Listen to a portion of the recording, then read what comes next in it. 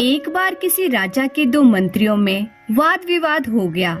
एक कहता था कि धन की प्राप्ति व्यापार से होती है, दूसरा कहता था व्यापार से नहीं, बुद्धि से धन प्राप्त किया जा सकता है।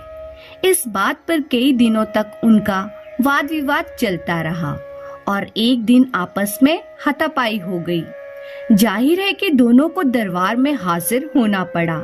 राजा को जब उनके झगड़े का कारण बताया गया तो राजा ने उस मंत्री को अपने पास बुलाया जो व्यापार से धन की प्राप्ति मानता था और बोले, जितना धन तुम्हें चाहिए वे खजाने से ले लो और इस बात को सिद्ध कर दिखाओ कि व्यापार से धन की प्राप्ति होती है।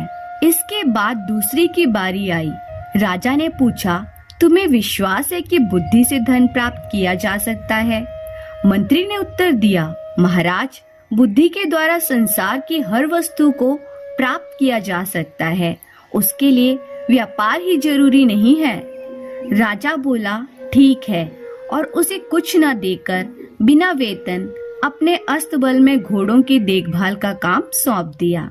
दोनों मंत्रियों को आदेश हुआ कि 6 महीने के अंदर अपनी बात प्रत्यक्ष कर दिखाएं, वरना दोनों को कड़ी सजा दी जाएगी। जिस मंत्री को खजाने से बहुत सा धन मिला था, उसने सारे शहर में दुकानें खोल दी और अधिक से अधिक पैसा बनाने के चक्कर में दिन रात परेशान रहने लगा। जबकि दूसरा अस्तबल में बैठकर सोचने लगा कि किस तरह पैसा बनाया जाए।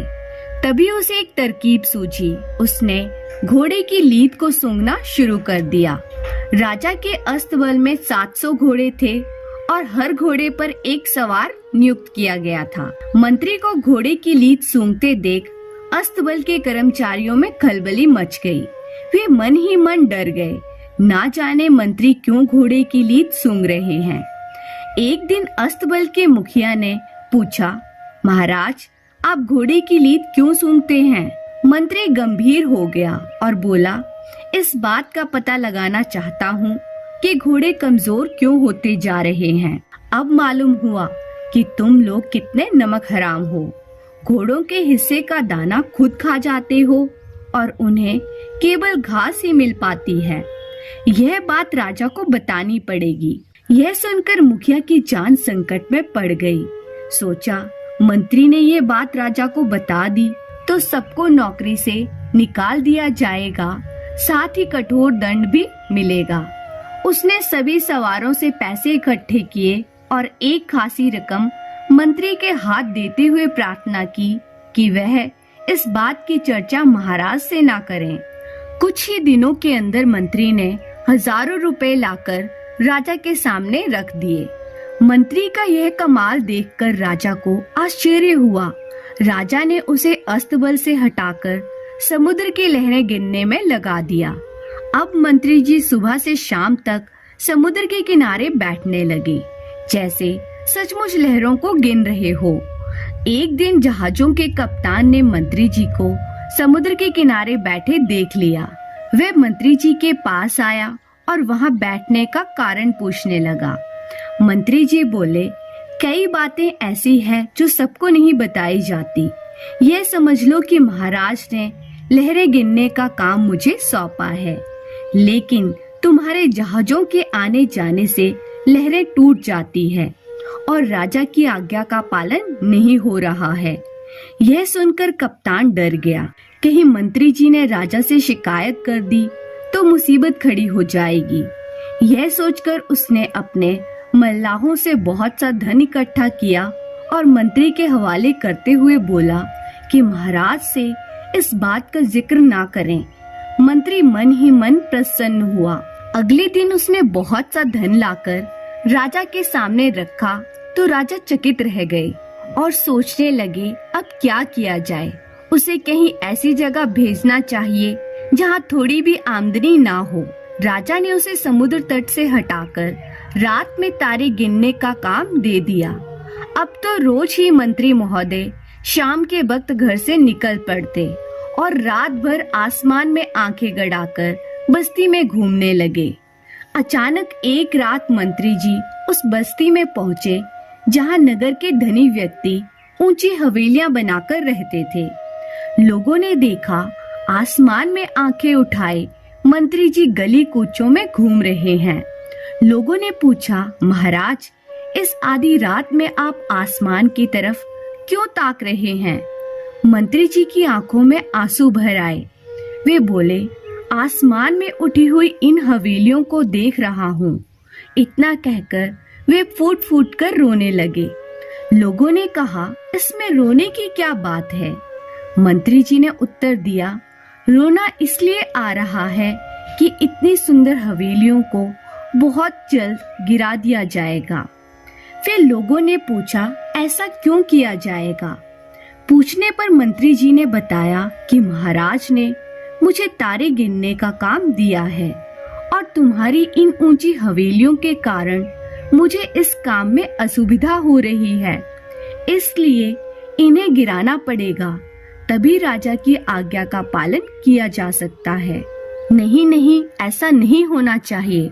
बस्ती के लोग मंत्री जी के आगे हाथ जोड़कर बोले, आप महाराज को समझाएं कि ऐसा नहीं करें।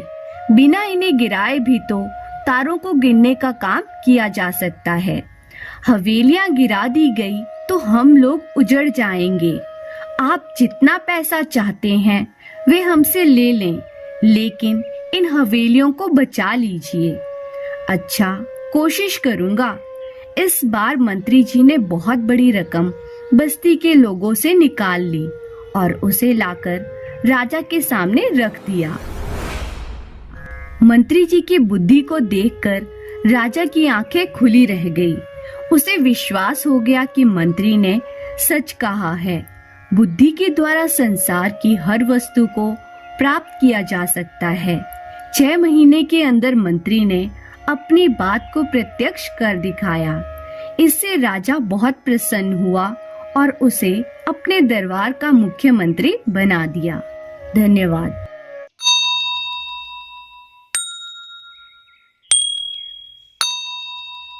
एक राजा की बेटी राजकुमारी को सुख सुविधाओं की इतनी आदत हो गई थी कि वह उनके बिना रह ही नहीं पाती थी। वह अपने पिता की बहुत लाडली थी। राजकुमारी बहुत सुंदर थी। उसे अपनी सुंदरता पर बहुत घमंड था। वह बड़ी हुई तो उसके पिता उसके लिए एक अच्छा वर ढूंढने लगे। राजा ने कई राजकुमारों के रिश्ते उसके लिए ढूंढे, परंतु राजकुमारी हर रिश्ते को ठुकरा देती थी। वो हर राजकुमार में कोई न कोई कमी निकाल देती थी। जब उसके पिता ने उसको समझाने की कोशिश की तो वो कहती थी कि मुझे ऐसा राजकुमार चाहिए जो मुझसे भी अधिक सुंदर हो। राजा अपनी बेटी के इस व्यवहार से बहुत दुखी और चिंता में रहने लगा, परंतु उसकी समस्या का कोई समाधान नहीं मिल रहा था। एक दिन एक युवक राजा के पास आया। उसने राजा से राजकुमारी का हाथ मांगा। राजा ने बहुत देर तक उस युवक से बात की। उसके बाद वे उस युवक से राजकुमारी का विवाह करने के लिए तैयार हो गए।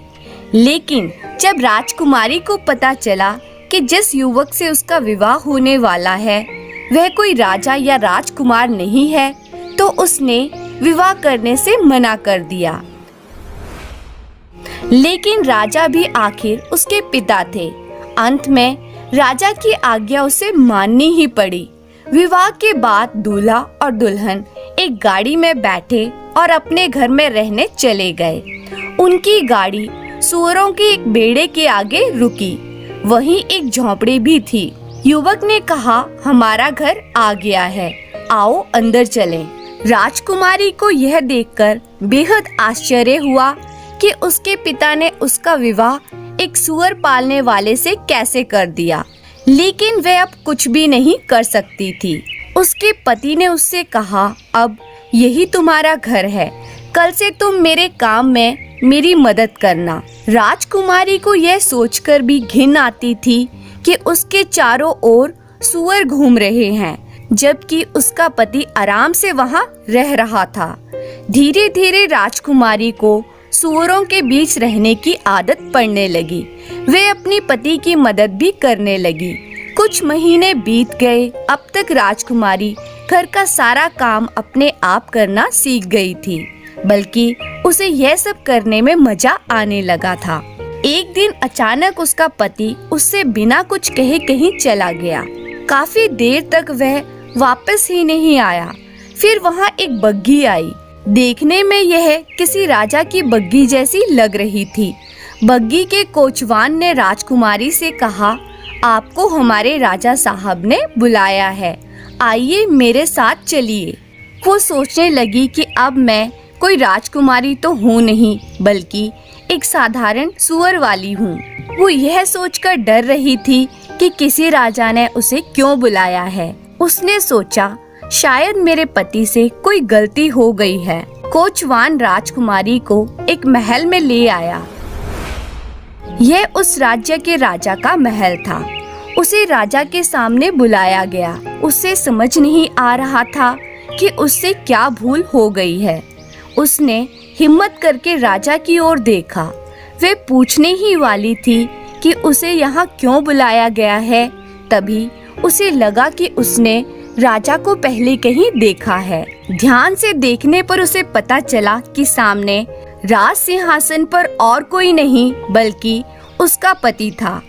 उसे इस तरह राजा के रूप में देखकर राजकुमारी भी उसे तुरंत पहचान नहीं पाई। राजकुमारी को सम्मान के साथ राजा के बराबर रखे हुए सिंहासन पर बैठाया गया। उसका पति वास्तव में उस राज्य का राजा था। राजकुमारी अब पहले जैसी जिद्दी और घमंडी नहीं थी, इसलिए अब वे रानी बनने के लायक थी। अब वे समझ गई थी कि कोई भी काम छोटा या गंदा नहीं होता।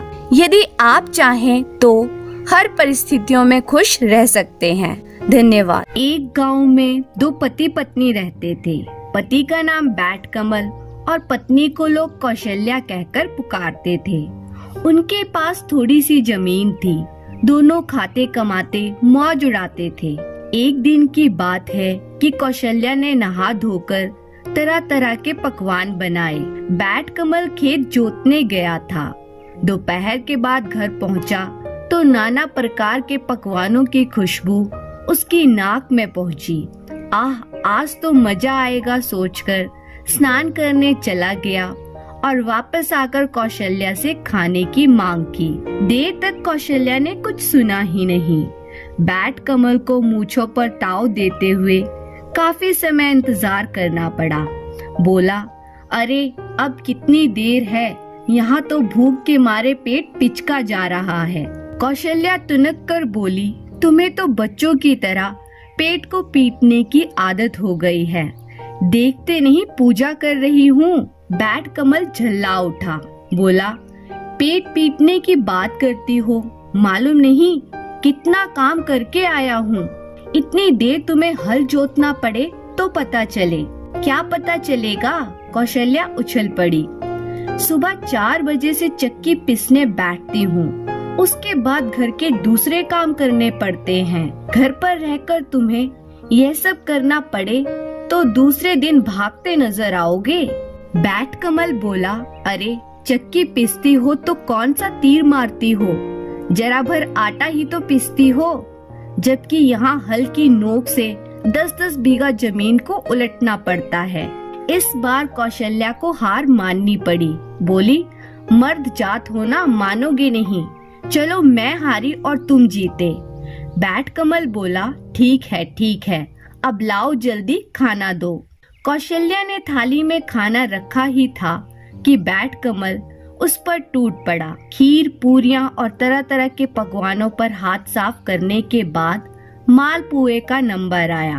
बैट कमल बड़े बड़े मालपुए चुनकर खाने लगा।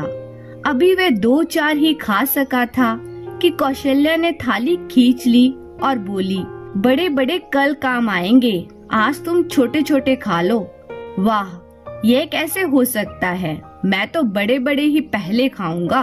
कौशल्या तुनक कर उठी और बोली, फिर वही बच्चों वाली जिद। बैट कमल भी ऐंठ गया और बोला, लेकिन तुम ही क्यों बुढ़ियों वाली हट करती हो? दोनों मालपुए से भरी थाली को अपनी अपनी तरफ खींचने लगे। देर तक उनमें खींचातानी चलती रही। आखिर बैट कमल से ना रहा गया। बोला, नहीं मानोगी? क्यों नहीं? तो छोड़ दो थाली, एक शर्त पर। शर्त वर्त कुछ नहीं, तुम थाली छोड़ दो। बिना शर्त मैं थाली नहीं छोड़ूंगी। बैट कमल का पारा बढ़ गया। बोला, मैं कहता हूँ थाली छोड़ दे, वरना क्या करोगे? कौशल्या ने पूछा। मैं मर जाऊंगा। तो मर जाओ, मैंने कब इनकार किया है। अब क्या था, बैट कमल वहीं लेट गया और सांस रोककर आंखों की पुतलियों को फेर लिया। पति के ऐसे पाखंडों से कौशल्या परिचित थी। उसने बैट कमल के ऊपर सफेद चादर डालकर उसे सुला दिया और मालपुई की थाली को अच्छी तरह ढककर रख दिया। उसी समय उनका पड़ोसी वहां आया।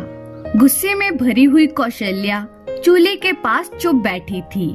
पूछने पर उसने जब कोई उत्तर न दिया तो पड़ोसी ने जाकर बैट कमल की चादर खींच ली। उसे क्या मालूम था कि बैट कमल मरने का बहाना किए पड़ा है। देखते ही उसकी चीख निकल गई। उसे मरा जान पड़ोसी ने शोर मचा दिया। रसोई से निकलकर कौशल्या ने पड़ोसी को बताया कि इन्हें कुछ नहीं हुआ है, तुम अपने घर जाओ। सुनकर पड़ोसी को आश्चर्य हुआ। वह कौशल्या को झिड़कते हुए बोला, तुम्हें बिल्कुल तमीज नहीं है। आदमी मरा पड़ा है और तुम कहती हो कि कुछ नहीं हुआ। इतने में सारा मोहल्ला जमा हो गया। कुछ ही देर के अंदर बैट कमल के मरने की खबर दूर दूर तक फैल गई। बेचारी कौशल्या परेशान हो गई। वे जब तक लोगों को समझाती कि बैट कमल पाखंड किए हुए है, लोग उसे उल्टे दुत्कार देते। अपने झगड़े की बात भी वे किसी को बताना नहीं चाहती थी। आखिर किसी तरह उसने लोगों को दूर हटाया और धीरे से बैट कमल के कानों में बोली, क्यों इतने लोगों को पागल बना रहे हो? अब उठ भी जाओ, पहले तू अपनी जिद छोड़ दे। बैट कमल चुपके से बोला, किंतु कौशल्या कब हार मानने वाली थी। उसने हाथ जोड़कर लोगों से कहा कि बैट कमल को कुछ नहीं हुआ है, आप लोग जाइए, मैं इन्हें देख लूंगी। गांव वाले भला कैसे मानते। बोले, घर में मुर्दा पड़ा है और तू हमें जाने को कह रही है। अगर इसका दाह संस्कार नहीं होगा तो ये भूत बनकर सारे गांव को परेशान करेगा। इससे अच्छा है कि मुर्दे को जल्दी घर से बाहर निकाला जाए। बैट कमल की अर्थी तैयार कर ली गई। कौशल्या ने बहुत समझाया पर उसकी कौन सुनता। गांव के लोग अर्थी उठाकर शमशान की ओर ले चले। पूरा का पूरा गांव, औरत मर्द बच्चे बूढ़े और उनके साथ कौशल्या भी शमशान पहुंच गई। अब कौशल्या को चिंता हो आई। सोचा कहीं बैट कमल को जिंदा ही फेंक दिया तो अनर्थ हो जाएगा। वह लोगों से बोली कि एक बार मुझे अपने पति के दर्शन कर लेने दो। लोग कौशल्या को पागल ही समझ रहे थे। बैट कमल की चिता तैयार की गई। अर्थी को चिता पर रखकर उन्होंने कौशल्या से अंतिम दर्शन करने को कहा। कौशल्या लपक कर चिता पर जा चढ़ी। बैट कमल के मुंह से कफन उठाया और चुपके से उसके कान के पास अपना मुंह ले जाकर बोली, क्यों जान देने की ठानी है? चलो मैं हार मान लेती हूँ, तुम जीत गए, बड़े बड़े ही पहले खा लेना। सुनकर बैट कमल ने आंख खोल ली। वह चिता पर उठकर बैठ गया। देखते ही देखते उसने अपने को संभाला और चिता से उछलकर लोगों के बीच आ खड़ा हुआ। उसके मुंह से बार बार एक ही वाक्य निकल रहा था, बड़े बड़े पहले खाऊंगा, छोटे छोटे पीछे, बड़े बड़े पहले खाऊंगा, छोटे छोटे पीछे। सुनकर तो लोगों में भगदड़ मच गई। सभी को लगा बैट कमल भूत बन गया है, वे सबको खा जाना चाहता है। गांव के बूढ़े बच्चे, औरत मर्द सभी अपनी जान बचाते भाग निकले। देखते देखते मैदान खाली हो गया, किंतु बैट कमल को किसी की परवाह न थी। वह उसी तरह उछलता कूदता छलांगे मारता हुआ गांव में आ पहुंचा। उसे गांव में आया देख लोग अपने अपने घरों के अंदर दुबक गए। बड़े बड़े पहले खा जाऊं, छोटे छोटे पीछे कहता हुआ वे अपने घर में घुसा और मालपुओं पर टूट पड़ा। देखते देखते उसने सारी परात खाली कर दी। अगले दिन गांव के लोगों को जब उनकी इस शरारत का पता चला तो उन्होंने मिलकर कौशल्या और बैट कमल को खूब बातें सुनाई। वो दोनों पति पत्नी अपनी इस हरकत पर काफी शर्मिंदा हुए और उन्होंने गांव वालों से माफी मांग ली। धन्यवाद। किसी नगर में एक अव्वल दर्जे का आलसी रहता था। वह इतना आलसी था कि खटिया पर जिस करबट लेटता उसी करबट लेटा रहता। करबट बदलने में भी उसे परेशानी नजर आती थी। पत्नी बेचारी जब किसी काम के लिए कहती तभी वह करबट बदलता और पत्नी की तरफ पीठ फेर कर पड़ा रहता। उसकी आदतों को देखते हुए पत्नी को विश्वास हो गया कि वह कभी कुछ न करेगा। एक दिन पत्नी ने बड़े प्रेम से उसे समझाया। बोली, जानती हूँ कि तुम्हें खटिया से उठने में कष्ट होता है, किंतु इस तरह एक ही करबट लेटे रहने से भी आदमी नकारा हो जाता है। बाहर नहीं जाना चाहते हो तो खटिया पर बैठे बैठे ही कुछ करते रहो। आलसी सोचने लगा, ऐसा कौन सा काम है जिसे खटिया पर बैठे बैठे ही किया जा सकता है। कुछ देर बाद उसकी समझ में बात आई। खुश होकर वह पत्नी से बोला, अरे सुनती हो, मैंने बैठे बिठाए काम ढूंढ लिया है, अब तुम्हें चिंता करने की जरूरत नहीं। पत्नी प्रसन्न हुई, अब कुछ तो घर का काम होगा। उसने सब्जी की टोकरी में चाकू रखा और उसके आगे रखती हुई बोली, अब बैठे बैठे सब्जी काट डालो। किंतु आलसी ने उस ओर ध्यान न दिया। थोड़ी देर बाद पत्नी जब सब्जी लेने पहुंची तो पाया कि पतिदेव खटिया पर बैठे हुए मक्खियां गिन रहे हैं। 1, 2, 3, 4। पत्नी ने देखा उनके बिस्तर पर 7 मक्खियां मरी पड़ी हैं। पत्नी को देखते ही उछलकर बोला, देखा मेरा कमाल, कितनी फुर्ती से 7 को मौत के घाट उतार दिया है।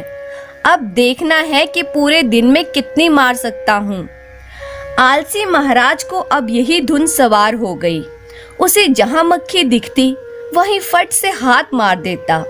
कई बार तो अपनी ही गर्दन पर इतनी जोर से हाथ जमाया कि उसकी गर्दन टेढ़ी हो गई। कई बार पत्नी की नाक तोड़ दी।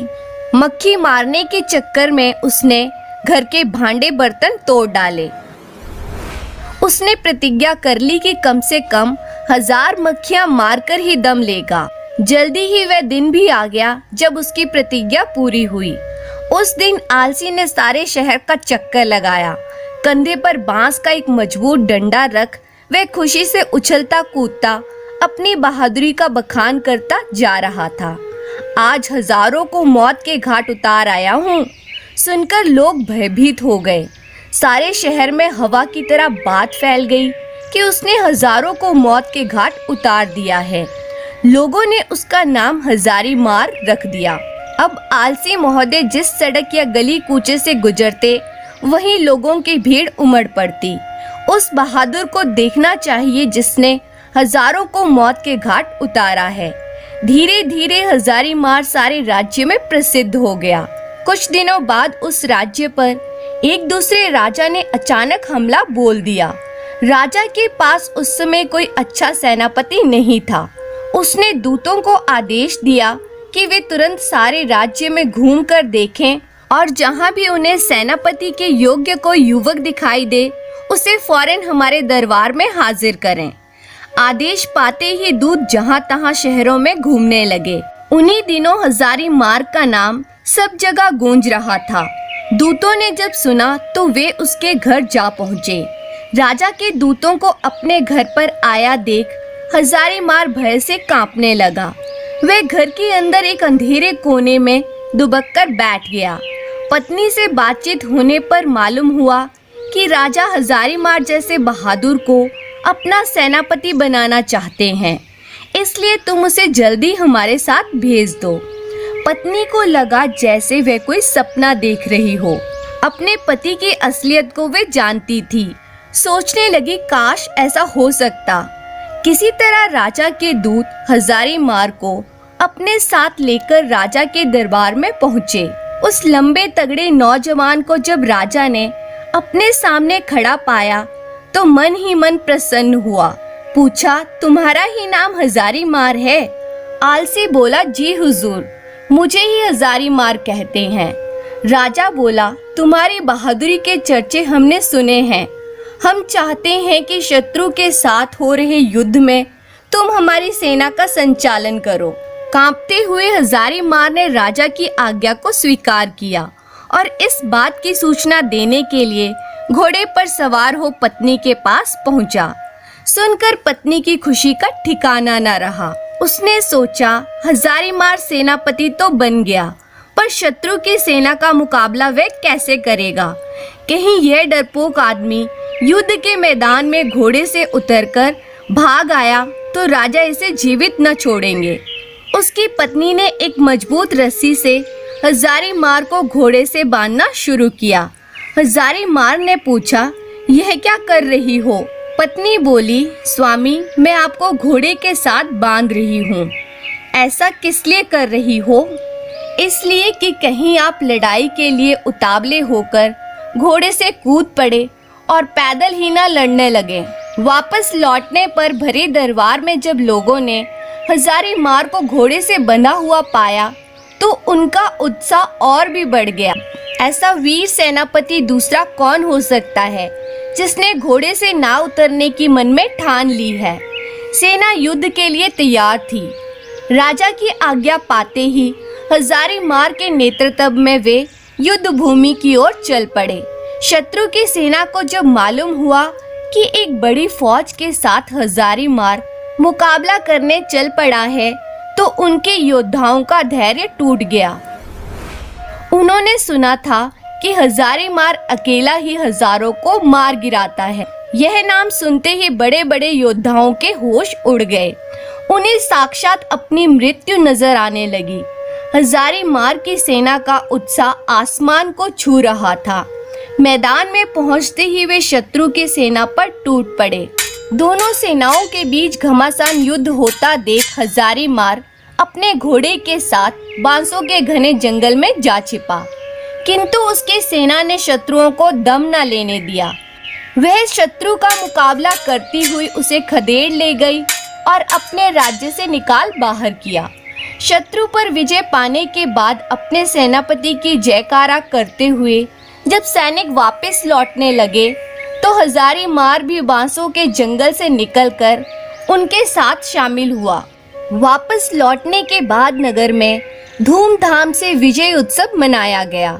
हजारी मार की वीरता पर राजा प्रसन्न हो बोले, मेरे बहादुर सेनापति, हमें तुम पर गर्व है। तुम्हारी अद्वितीय वीरता के कारण हमें विजय प्राप्त हुई है। इसके इनाम स्वरूप हम तुम्हें 1000 स्वर्ण मुद्राएं देते हैं। साथ ही हमेशा के लिए तुम्हें प्रधान सेनापति नियुक्त किया जाता है।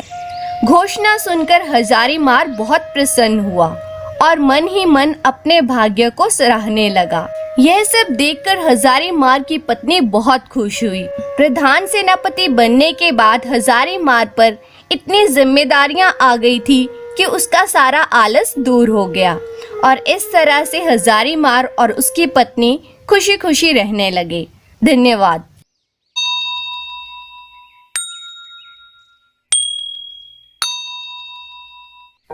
एक गांव में हरिया नाम का एक किसान रहता था। उसकी आमदनी इतनी अच्छी थी कि वह अपनी पत्नी और बेटी का पेट आसानी से पाल सके। हरिया ने अपनी बेटी रूपाली को बहुत ही लाड प्यार से पाला था। रूपाली अपने पिता को बहुत प्यार करती थी। हरिया की पत्नी हर रोज दोपहर को खाना तैयार करती और रूपाली वे भोजन लेकर अपने पिता के पास खेत पर जाती थी। पिता को अपने हाथों से भोजन खिलाकर ही वे घर वापस आती थी। एक दिन रूपाली भोजन लेकर चली तो बहुत तेज धूप थी। रास्ते में एक पेड़ के नीचे बैठकर वह सुस्ताने लगी। तभी उसने देखा कि पेड़ पर एक बंदर बैठा है। बंदर ने अपने बच्चे को अपने सीने से लगा रखा था। रूपाली सोचने लगी कि एक दिन उसका भी प्यारा सा बच्चा होगा। वे अपने बच्चे का नाम ललन रखेगी। वे अपने ललन को खूब प्यार करेगी। तभी उसके मन में बुरे बुरे ख्याल आने लगे। वह सोचने लगी कि जब वह शैतानियाँ करेगा तो मुझे उस पर बहुत क्रोध आएगा। वह शैतानी करके इधर उधर भागता फिरेगा। यदि किसी दिन वह सीढ़ियों में भागने लगेगा तो सीढ़ियों से गिर जाएगा। फिर मेरे लल्लन को चोट लग जाएगी। अगर चोट ज्यादा लग गई तो वह मर जाएगा। ओह, मेरे लल्लन का क्या होगा? यही सोचते सोचते वे रोने लगी और बार बार कहने लगी, मेरा लल्लन, मेरा लल्लन। वे घंटों बैठी रोती रही और अपने पिता का भोजन ले जाना भूल गई। जब रूपाली बहुत देर तक घर वापस नहीं पहुंची तो उसकी माँ ने सोचा कि अपने पति को जाकर बताना चाहिए कि रूपाली घर वापस नहीं लौटी है। वे खेत की ओर चल दी।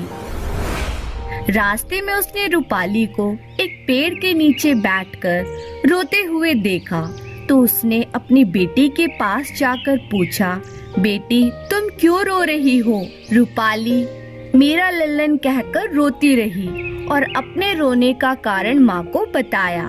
उसकी माँ पूरी बात सुनकर बिना सोचे समझे मेरा लल्लन कहकर रोने लगी। माँ बेटी दोनों बैठकर आंसू बहाने लगी। हरिया को दोपहर का भोजन नहीं मिला था, इस कारण उसे क्रोध आ रहा था। शाम होते ही वे घर के लिए वापस चल दिया। रास्ते में अपनी पत्नी व बेटी को रोते देखकर उसने सोचा कि जरूर कोई अनहोनी दुर्घटना घटित हुई होगी जिसके कारण दोनों रो रही हैं। उसने धड़कते दिल से दोनों से रोने का कारण पूछा। कारण सुनकर वे क्रोध से पागल हो उठा। उसे समझ में नहीं आ रहा था कि वह अपनी पत्नी और बेटी की मूर्खता पर हंसे या क्रोध में अपने बाल नोच ले।